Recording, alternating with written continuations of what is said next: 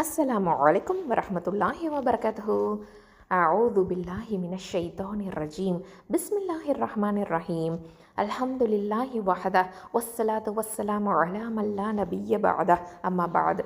அல்ஹம்துலில்லாஹ் சிஸ்டர்ஸ், இன்ஷாஅல்லாஹ் தஆலா நம்ம இன்றைக்கி என்ன பார்க்க போகிறோம் அப்படின்னு சொன்னால், தொழுகையின் ஆரம்ப நிலையை பற்றி நம்ம தெரிஞ்சுக்க போகிறோம். பொதுவாக எல்லா தொழுகையிலையுமே நிலை நிற்பது அப்படிங்கிறது கட்டாயம், அதாவது கியாம் அப்படின்னு சொல்கிறோம். அதாவது நோயாளிகளுக்கு மட்டும் இதில் விதிவிலக்கு இருக்குது. நபி ஸல்லல்லாஹு அலைஹி வஸல்லம் அவர்கள் நிலை நிற்பதை பற்றி நமக்கு விரிவாகவே சொல்லி கொடுத்துருக்காங்க, செஞ்சும் காமிச்சிருக்காங்க. அதாவது இப்போ தொழுகைக்கு நம்ம போகிறோம் அப்படின்னு சொன்னால் நம்ம என்ன பண்ணணும்? ஃபஸ்ட்டு உது செஞ்சுக்குவோம். தொழுகைக்கு உது அப்படிங்கிறது ஃபர்து, கட்டாய கடமை. உது இல்லை அப்படின்னு சொன்னால் தொழுகை செல்லுபடி ஆகாது. அதுக்கப்புறம் என்ன பண்ணுவோம்? கிப்லா திசையை முன்னோக்குவோம். நம்ம தொழும்போது கட்டாயமாக கிப்லா அப்படிங்கிற அந்த இறை இல்லம் காபாவின் திசையை முன்னோக்கித்தான் தொழணும். அடுத்ததான் இப்போது நமக்கு திசை தெரியலை அப்படின்னா என்ன செய்கிறது? அல்லாஹ் சுப்ஹானஹு வ தஆலா குர்ஆனில் நமக்கு சொல்கிறான், கிழக்கும் மேற்கும் அல்லாஹுக்கே சொந்தம், நீங்கள் எந்த பக்கம் திரும்பினாலும் அங்கே அல்லாஹுவின் முகம் இருக்கிறது அப்படின்னு சொல்லியிருக்கிறான். இப்போ நம்ம பயணத்தில் இருக்கிறோம், ட்ராவல் பண்ணுறோம், பஸ்லையோ ஃப்ளைட்லையோ எதுலையாவது ட்ராவல் பண்ணுறோம், இல்லைன்னா வெளியூருக்கு செல்லக்கூடியவங்க என்ன பண்ணுறது? காபாவின் திசை தெரியாத சூழ்நிலையில் அவங்க எந்த திசையை வேணும்னாலும் பார்த்து தொழுதுக்கலாம். ஓகேவா? அவங்களுடைய தொழுகை கூடும் அப்படின்னு சொல்கிறாங்க உலமாக்கள். அடுத்ததாக பார்த்திங்கன்னா என்ன பண்ணணும் அப்படின்னா, கியாம் நிலையில் இரு கால்களுக்கு இடையில் உள்ள இடைவெளி எப்படி இருக்கணும்? பொதுவாக எல்லா தொழுகையிலுமே நம்ம நிற்கும்போது இரு கால்களுக்கு இடையில் கொஞ்சம் இடைவெளி இருக்கணும். இரு கால்களுக்கு இடையே இடைவெளி இல்லாமல் சேர்த்து தொழக்கூடாது அப்படின்னு நபி ஸல்லல்லாஹு அலைஹி வஸல்லம் அவர்கள் நமக்கு சொல்லியிருக்காங்க. அதுக்கப்புறம் என்ன பண்ணுவோம்? நியத்து வைப்போம். ஓகேவா? பொதுவாக எல்லா அமல்களுக்குமே கட்டாயமாக நியத்து வைக்கணும், அப்படி தானே? இன்னமல் அமலு பின்னியாத். அதாவது ஆனால் நபி ஸல்லல்லாஹு அலைஹி வஸல்லம் அவர்கள் என்ன பண்ணியிருக்காங்க அப்படின்னு பார்த்திங்கன்னா, நியத் அப்படின்னு சொல்லிட்டு ஒரு குறிப்பிட்ட வார்த்தைகளை நமக்கு சொல்லிக் கொடுக்கவே இல்லை. சரியா? இன்றைக்கி நம்மள பல பேர் தொழுகைக்கு நியத் வைக்கிறேன் அப்படின்னு சொல்லிட்டு என்ன பண்ணுறாங்க? ஃபஜ்ருடைய ஃபர்தான 2 ரக்காயத்தை கிப்லாவை முன்னோக்கி அல்லாஹ்விற்காக தொழுகிறேன் அப்படின்னு வாயால் சொல்கிறாங்க. அப்படி சொல்லலாமா? இந்த மாதிரிலாம் சொல்கிறதுக்கு இது பேர் நியத்து கிடையாது. சரியா? இப்படியெல்லாம் நியத்து வைக்கணும்னு நபி ஸல்லல்லாஹு அலைஹி வஸல்லம் நமக்கு கற்றுக் கொடுக்கவே இல்லை. இப்போது நியத் அப்படிங்கிறது பொதுவாக நம்மளுடைய உள்ளத்தில் இருக்கணும். அதாவது எண்ணம் கொள்வது தான் நியத்து. ஃபஜ்ரு தொழுவ போகிறேன், மஹ்ரிபு தொழுவ போகிறேன் அப்படின்னு நம்ம எண்ணத்தை கொள்ளணும், அவ்வளவுதான். அதை வாயால் சொல்லக்கூடாது. சரி, நியத்தை வச்சிட்டோம். அதுக்கப்புறம் என்ன பண்ணணும்? தக்பீர் கட்டணும். இப்போது நியத்தை வச்சுட்டு கிப்லாவை முன்னோக்கி முதல்ல அல்லாஹு அக்பர் அப்படின்னு நம்ம சொல்லணும். அப்போது அந்த பொசிஷன் எப்படி இருக்கணும்? நம்மளுடைய இரு கைகளையும் தோல் புஜம், அதாவது ஷோல்டர் இல்லைனா காது வரைக்கும் உயர்த்தி தக்பீர் கட்டணும். ஓகேவா? அதுக்கப்புறம் தக்பீர் கட்டும்போது கைவிரல் எப்படி இருக்கணும்? மடக்கக்கூடாது. இரு உள்ளங்கைகளையும் கிப்லாவை முன்னோக்கியே தான் வச்சுருக்கணும். அதுக்கப்புறம் என்ன பண்ணுவோம்? தக்பீர் கட்டினதுக்கு பிற்பாடு அப்படின்னு பார்த்திங்கன்னா, நம்ம நெஞ்சின் மேலே கையை கட்டணும். அதாவது கைகளை உயர்த்திட்டு அதுக்கப்புறமா கைகளை என்ன பண்ணணும்? நெஞ்சின் மேலே கையை கட்டணும். வலது கையை இடது கையின் மணிக்கட்டு பகுதியை கொஞ்சம் தள்ளி வலது கையால் இடது கையை பிடிச்சுக்கணும். இது ஒரு முறை. இன்னொன்று என்ன பண்ணலாம் அப்படின்னு சொன்னால், இடது கையின் மீது வலது கையை வச்சுக்கலாம். சரியா? ஸோ இந்த மாதிரி நம்ம நெஞ்சின் மேலே கையை கட்டலாம். அடுத்ததாக நம்மளுடைய பார்வை எங்கே இருக்கணும்? பொதுவாக எல்லா தொழுகையிலுமே நம்ம நிற்கும்போது அந்த நிற்கக்கூடிய நிலையில் சஜ்தா செய்யக்கூடிய இடத்த தான் நம்ம பார்க்கணும். பொதுவாக எல்லா தொழுகையிலுமே தொழும்போது பார்வை வானத்தை நோக்கி இருக்கக்கூடாது. இப்படி செஞ்சால் பார்வை பறி போய்விடும் அப்படின்னு நபி ஸல்லல்லாஹு அலைஹி வஸல்லம் அவர்கள் நமக்கு எச்சரிச்சிருக்காங்க. அதே மாதிரி தொழுகையில் திரும்பி பார்க்கக்கூடாது. தொழுகையில் திரும்பி பார்த்துட்டோம் அப்படின்னு சொன்னால் தொழுகை முறிஞ்சிடும். சரியா? இப்போது தொழுகையில் ஆரம்ப துவா என்ன அப்படிங்கிறத தெரிஞ்சுக்கணும். ஆரம்ப துவா அப்படிங்கிறது அதாவது துவா உல் இஸ்திஃப்தா இல்லைனா சனா அப்படின்னு நம்ம சொல்லுவோம். நம்ம தக்பீர் கட்டினதுக்கு பிற்பாடு நம்ம இதில் ஒரு 6 துவாக்கள் ஹதீஸுகளில் இருக்குது. இப்போ நம்ம சின்ன 3 துவாக்களை மட்டும் பார்ப்போம். ஏன் அப்படின்னு பார்த்தீங்கன்னா, இப்போ ஜமாத்தோட தொழுகிறவங்களுக்கு இமாம் வந்து சனா ஓதுறதுக்குலாம் ரொம்ப நேரம் டைம் கொடுக்க மாட்டாங்க. இப்போது தனியாக நம்ம தொழுகிறோம் அப்படின்னு சொன்னால், நம்ம தாராளமாக இந்த 6ல் ஒவ்வொரு தடவையும் ஒவ்வொரு துவாவை நம்ம ஓதி தொழுதுக்கலாம். 6மே நம்ம படிச்சுக்கிட்டோம், தெரிஞ்சுக்கிட்டோம் அப்படின்னு சொன்னால். ஓகேவா? சரி, இப்போதைக்கு நம்ம ஒரு 3 துவாக்கள் மட்டும் ஜஸ்ட்டு இதெல்லாம் நம்ம ஓதணும். எப்போவுமே ஓதிட்டு தான் இருப்போம். அதை வந்து நம்ம தெரிஞ்சுக்கலாம். அல்லாஹும்ம பாயித் பைனி வ பைன ஹதாயாய கமா பஅத்த பைனல் மஷ்ரிக்கி வல் மக்ரிப். அல்லாஹும்ம நக்கைனி மினல் ஹதாயாய கமா யுனக்க சௌபுல் அபியது மினத் தனஸ். அல்லாஹும்ம அக்ஸல் ஹதாயாய பில் மாயி வஸ்ஸல்ஜி வல் பரது. இந்த துவாவை நம்ம ஓதிட்டு தான் இருப்போம். அதுக்கு அடுத்ததாக பார்த்திங்கன்னா 2வது துவா, அல்லாஹு அக்பர் கபீரா வல்ஹம்துலில்லாஹி கசீரா வ சுபஹானல்லாஹி புக்ரத வ அசீலா. இந்த துவாவையும் நம்ம ஓதிக்கலாம். அடுத்ததாக 3வது துவா, இதுவும் நம்ம அதிகமாக ஓதிட்டுருக்குறோம்.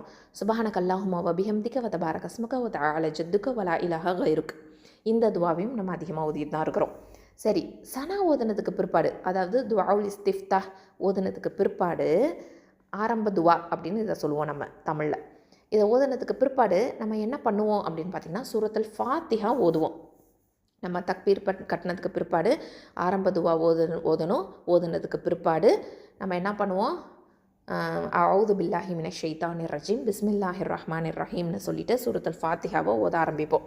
அல்ஹம்துலில்லாஹி ரபில் ஆலமீன் அப்படின்னு சொல்லி ஓத ஆரம்பிப்போம். இது வந்து எல்லா தொழுகையிலையுமே கட்டாயமாக நம்ம சூரத்துல் ஃபாத்திஹா ஓதணும். ஓதலைன்னா தொழுகை செல்லுபடி ஆகாது. சரியா? கட்டாயமாக நம்ம எல்லா தொழுகையிலையுமே சூரத்துல் ஃபாத்திஹா ஓதியே ஆகணும்.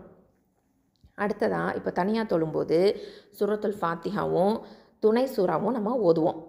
ஆனால் இப்போ ஜமாத்தோடு தொழும்போது இமாம் வந்து நமக்கு கேட்கக்கூடிய அளவுக்கு ஓதுனாங்க அப்படின்னு சொன்னால், இப்போ வந்து ஃபஜ்ர் தொழுகையில், அதுக்கப்புறமா மக்ரிப், இஷா, இந்த தொழுகையெல்லாம் வந்து இமாம் வந்து நமக்கு கேட்குற மாதிரி ஓதுவாங்க. அப்படி ஓதுனாங்க அப்படின்னு சொன்னால் அந்த நேரத்தில் வந்து நம்ம சூரத்துல் ஃபாத்திஹாவும் துணை சூறாவையும் வாய் விட்டு ஓதக்கூடாது அப்படிங்கிறது இமாம்களுடைய கருத்து. அதாவது இமாம் ஓதுறத கேட்கணும் அப்படின்னு சொல்கிறாங்க. ஆனால் நம்ம வந்து அதாவது இமாம் வந்து இப்போ வந்து மௌனமாக தொழுகிறாரு. இப்போ வந்து மக்ரிப் தொழுகையாக இருக்கட்டும், இல்லை அசர் தொழுகையாக இருக்கட்டும், இந்த நேரத்தில் மௌனமாக தொழுதாங்க அப்படின்னு சொன்னால் நம்ம வந்து நம்ம கேட்கக்கூடிய அளவுக்கு சூரத்துல் ஃபாத்திஹாவையும் துணை சூறாவையும் ஓதிக்கணும் அப்படிங்கிறது வந்து முக்கியமான ஒரு விஷயமா இருக்குது. சரியா? நம்ம தனியாக ஓதும்போது அது பிரச்சனையே இல்லை. நம்ம கட்டாயமாக சூரத்துல் ஃபாத்திஹா தான் ஓதுவோம், துணை சூறாவையும் ஓதிக்குவோம்.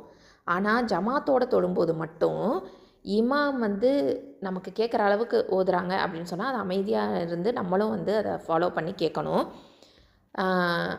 ஆனால் இமாம் வந்து மௌனமாக ஓதுறாங்க அப்படின்னு சொன்னால் அப்போது நம்ம வாயை விட்டு நம்ம கேட்குற அளவுக்கு சூரத்துல் ஃபாத்திஹாவையும் துணை சூறாவையும் ஓதிக்கணும். சரியா? அடுத்ததாக என்ன பண்ணுவோம் அப்படின்னு பார்த்திங்கன்னா, ஆமீன்னு சொல்லுவோம். நம்ம வந்து தனியாக தொழும்போதாக இருந்தாலும் சரி, இமாமோட தொழுகையில் ஜமாத்தோட தொழும்போதாக இருந்தாலும் சரி, சூரத்துல் ஃபாத்திஹா ஓதி முடித்ததுக்கு பிற்பாடு ஆமீன் அப்படின்னு நம்ம சொல்லணும். இதுக்கு ஒரு சிறப்பு இருக்குது. என்ன அப்படின்னு பார்த்திங்கன்னா, எவர் கூறும் ஆமீன் மலக்குகள் கூறும் ஆமீனுடன் ஒத்து அமைந்து விடுகிறதோ அவரது முன் பாவங்கள் மன்னிக்கப்பட்டு விடுகின்றன அப்படின்னு நபி ஸல்லல்லாஹு அலைஹி வஸல்லம் அவர்கள் நமக்கு சொல்லியிருக்கிறாங்க. அதனால் ஆமீன் அப்படிங்கிறது கட்டாயமாக நம்ம சொல்லணும். அடுத்ததாக வந்து என்ன பண்ணுவோம் அப்படின்னு பார்த்திங்கன்னா, துணை சூறா ஓதுவோம். பொதுவாக வந்து எல்லா தொழுகையிலுமே நம்ம வந்து சூறாக்களை ஆரம்பிக்கும்போது பிஸ்மில்லாஹிர் ரஹ்மானிர் ரஹீம் அப்படின்னு தான் மெதுவாக சொல்லி ஆரம்பிக்கணும். ஓகேவா? இப்போ துணை சூறா ஓதணும் அப்படின்னு சொன்னாலும் அதுக்கு முன்னாடி பிஸ்மில்லா சொல்லி தான் ஆரம்பிக்கணும். சூரத்துல் ஃபாத்திஹா ஓதுனதுக்கு பிற்பாடு நம்ம வந்து குர்ஆனில் நமக்கு தெரிஞ்ச முழு அத்தியாயத்தையோ, அதாவது முழு சூறாவையோ, இல்லைன்னா சில வசனங்களையோ நம்ம வந்து ஓதலாம். சரியா? நம்ம வந்து இப்போது பெரிய சூறாக்களெல்லாம் வந்து சின்ன வசனங்கள், அதை வந்து ஒரு 2-3 வசனங்கள் நமக்கு தெரியுது அப்படின்னு சொன்னால் தாராளமாக அதை வந்து நம்ம தொழுகையில் ஓதிக்கலாம். இப்போ சூரத்துல் பக்கராலையோ ஆல இம்ரான்லையோ இதிலலாம் வந்து நமக்கு சில இடையில வசனங்கள்லாம் தெரியுது அப்படின்னு சொன்னால் அதெல்லாம் நம்ம தாராளமாக ஓதிக்கலாம். இதெல்லாம் துணை சூறாக்களில் நம்ம ஓதிக்கக்கூடிய விஷயம். இல்லைனா முழு சூறாவையும் நம்ம ஓதலாம். அடுத்ததாக பார்த்திங்கன்னா, இப்போது 4 ரக்கா தொழுகையை தொழுகிறோன்னு வச்சுக்கோங்களேன். அதில் முதல் 2 ரக்காயத்துகளில் சூரத்துல் ஃபாத்திஹாவையும் துணை சூறாவையும் நபி ஸல்லல்லாஹு அலைஹி வஸல்லம் அவர்கள் வந்து ஓதியிருக்கிறாங்க. அதுக்கு பிற்பாடு வந்து 2 ரக்காய் இருக்கும் பார்த்திங்களா, 3வது 4வது ரக்கா, அந்த ரக்கால நபி ஸல்லல்லாஹு அலைஹி வஸல்லம் அவர்கள் வந்து சூரத்துல் ஃபாத்திஹாவை மட்டுமே ஓதியிருக்கிறாங்க. சில சமயங்களில் 3வது 4வது ரக்காத்தில் துணை சூறாவையும் சேர்த்தும் ஓதியிருக்கிறாங்க. சரியா? இதுவும் நம்ம தெரிஞ்சுக்கிறோம். அடுத்ததாக நம்ம வந்து துணை சூறா ஓதும்போது ஒரே சூறாவை கூட பிரித்து 2 ரக்காத்துக்களும் ஓதி தொழலாம். ஓகேவா? இப்போது உதாரணத்துக்கு சூரத்து நபா ஓதுறோன்னு வச்சுக்கோங்களேன். அதில் பாதியை முதல் ரக்காலையும் மீதி பாதியை 2வது ரக்காலையும் நம்ம ஓதி தொழலாம்.